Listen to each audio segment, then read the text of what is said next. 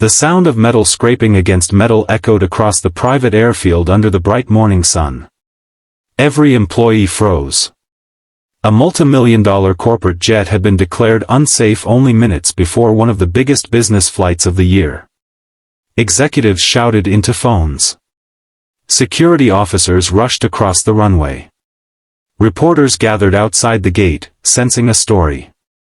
But while everyone else searched for someone important to blame, a quiet single father wearing grease-stained work clothes stepped forward with nothing except a weathered toolbox, tired eyes, and a promise that he would do everything he could.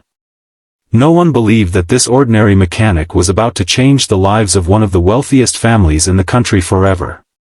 And before we continue, if you believe kindness deserves a second chance and that one act of compassion can change an entire life, please like this video, leave a comment, share it with someone who needs hope today, and subscribe to the channel Lifeline Tales for more unforgettable stories.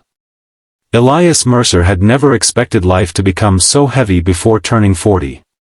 5 years earlier he had buried his wife after a sudden illness that stole away every dream they had built together. Since that heartbreaking day, every sunrise had begun with the same routine. He packed lunch for his 8-year-old daughter Nora, braided her long brown hair the best he could, walked her to school, and then headed to the regional airport where he repaired aircraft that most passengers never even noticed. His hands carried scars from years of honest work, but every mark reminded him that he was still standing for his daughter. They lived in a tiny rented house where the roof leaked during storms and the furniture came from thrift stores, yet every evening laughter somehow found its way into their kitchen because Elias refused to let grief steal Nora's childhood. Money was always short. Bills stacked higher than hope. Some nights Elias quietly skipped dinner so Nora would never realize there was only enough food for one full meal. He never complained. Instead, he told his daughter that tomorrow could always be brighter than today.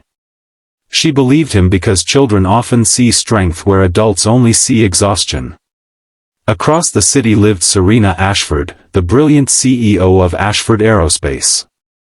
She had inherited the company after her father's passing and transformed it into one of the fastest-growing aviation businesses in the country. Newspapers praised her intelligence and determination, yet very few people knew the loneliness hiding behind her success. Every achievement came with another expectation. Every victory was followed by another impossible deadline. The company had become her entire world, leaving little room for family, friendships, or peace. On that warm Tuesday morning Serena prepared for a flight that would determine the future of a billion-dollar international partnership. Investors from overseas were waiting. Delays could cost millions. Failure could damage years of work. Her polished shoes clicked across the airport pavement as assistants hurried behind her carrying documents and phones. Then disaster struck. A routine inspection uncovered a serious hydraulic failure inside the jet's landing system. The aircraft could not legally fly until the fault was repaired. Engineers from the manufacturer were several hours away. The executives panicked. Every minute felt like another fortune slipping away. Elias happened to be finishing another maintenance job nearby when the emergency call reached the workshop. Most mechanics avoided touching executive aircraft without approval because one mistake could end a career. Elias quietly studied the maintenance logs, examined the damaged components, and noticed something everyone else had missed. The failure was not caused by the expensive hydraulic assembly everyone wanted to replace. A tiny pressure valve had been installed incorrectly during a previous repair months earlier. The solution was difficult but possible. Some supervisors laughed when Elias suggested his diagnosis. They saw only a tired mechanic wearing faded overalls, not the gifted technician who had spent nearly 20 years understanding aircraft better than most engineers. Still, with no better option available, they reluctantly allowed him to try. For the next 2 hours the airport seemed to hold its breath. Sweat rolled down Elias's forehead beneath the blazing daylight. Every movement demanded perfect precision. One loose connection could destroy the entire system. His fingers moved patiently while expensive executives nervously checked their watches. Nora's handmade bracelet rested around his wrist, reminding him why failure was never an option. Finally, the engine systems powered on. Hydraulic pressure stabilized. The landing gear deployed perfectly. Silence covered the runway for a heartbeat before cheers erupted from technicians watching nearby. The impossible repair had succeeded. Serena looked at the mechanic for the first time instead of looking through him. She expected confidence or pride, but Elias simply packed away his tools, signed the maintenance paperwork, and prepared to return to his ordinary duties without asking for recognition.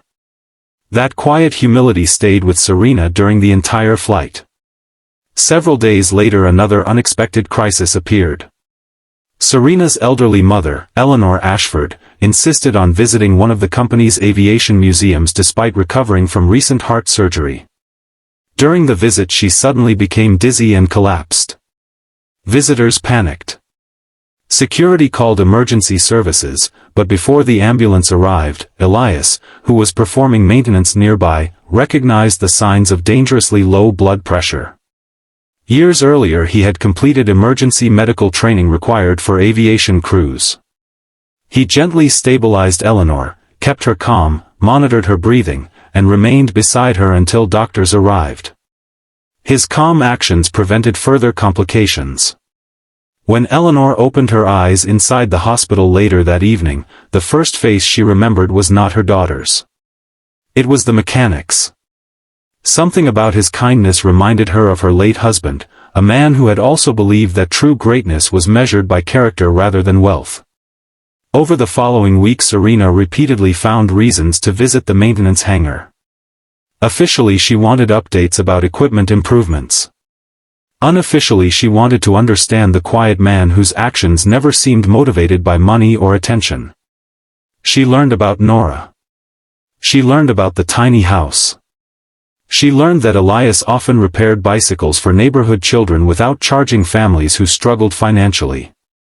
Every Christmas, he secretly bought winter coats for local kids using overtime wages he could barely spare. No newspaper had ever written about him. No award had ever recognized him. Yet everyone who truly knew him described the same thing. A good man.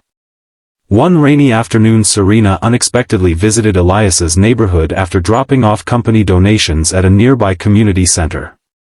She saw him kneeling beside an elderly neighbor's broken porch steps, repairing them while Nora painted cheerful flowers on flower pots nearby. Nobody had paid him. Nobody even knew the CEO was watching from across the street. For the first time in years, Serena questioned whether success meant what she had always believed. Meanwhile, Nora adored every moment she spent with her father. Although she missed having a mother, she never doubted she was deeply loved. Every bedtime story ended with Elias reminding her that kindness always found its way back home, even if it took years. One evening, Serena invited Elias to company headquarters for what she described as a professional consultation. Nervous and uncomfortable inside the luxurious glass building, Elias arrived wearing his cleanest shirt, carefully ironed the night before. Instead of discussing aircraft, Serena surprised him by asking about leadership. She wanted to know how someone facing so many hardships could remain gentle. Elias answered honestly. He explained that anger had visited his heart after losing his wife, but raising Nora taught him that children learn more from what parents live than from what they say. If he became bitter, she would believe bitterness was normal. If he chose compassion, perhaps she would choose it too. His words lingered long after the meeting ended.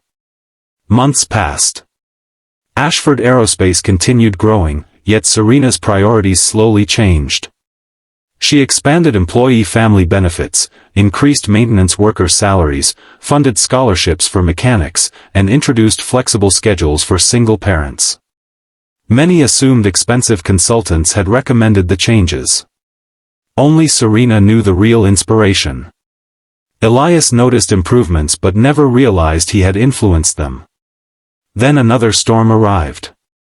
A powerful thunderstorm damaged several aircraft across the airport, causing millions in losses.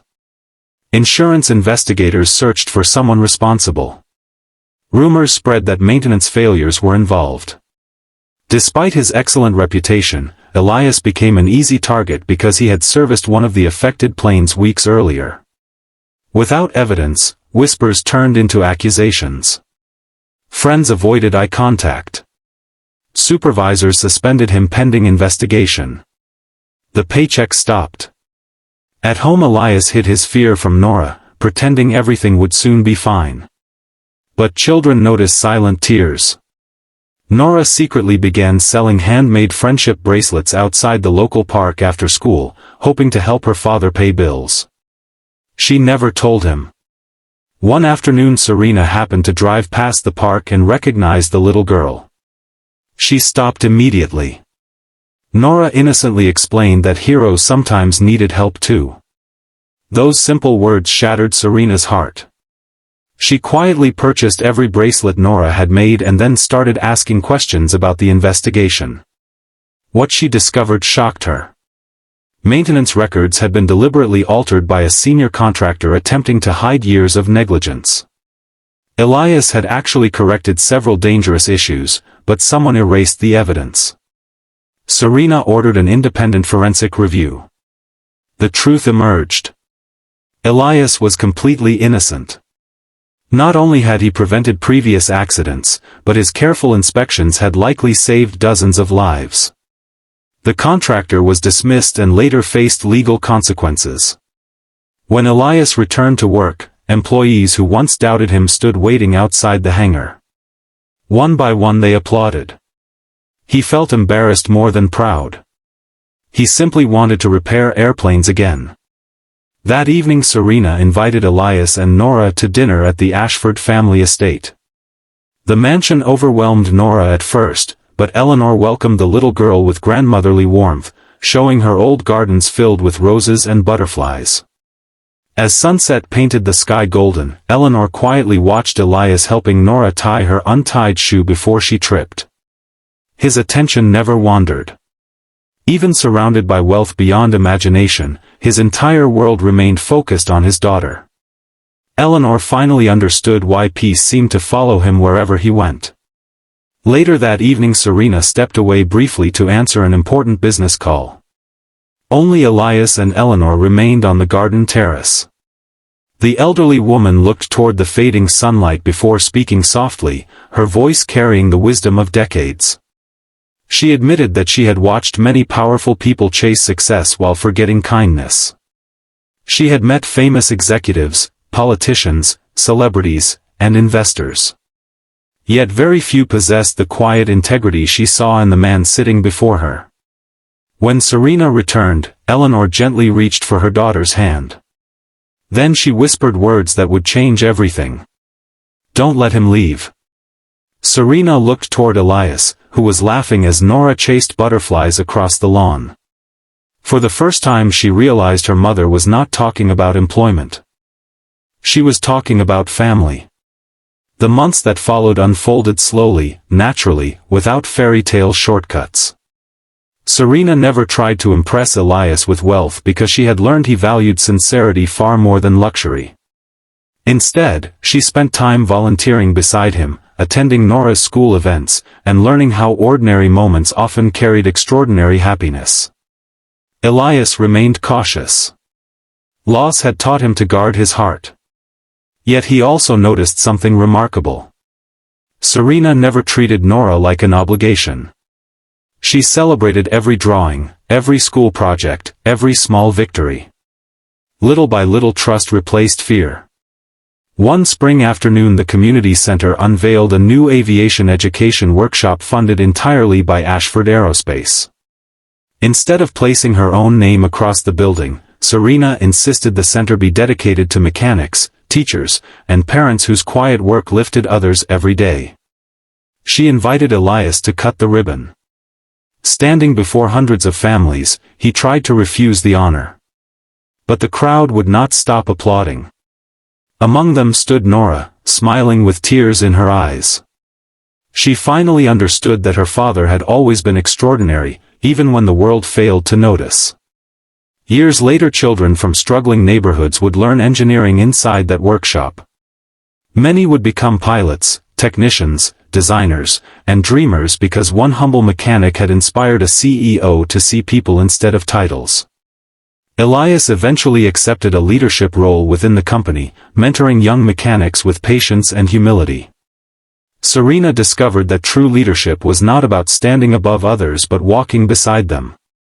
Eleanor spent her final years surrounded by genuine laughter instead of lonely luxury, grateful that she had trusted her heart on the day she whispered those unforgettable words.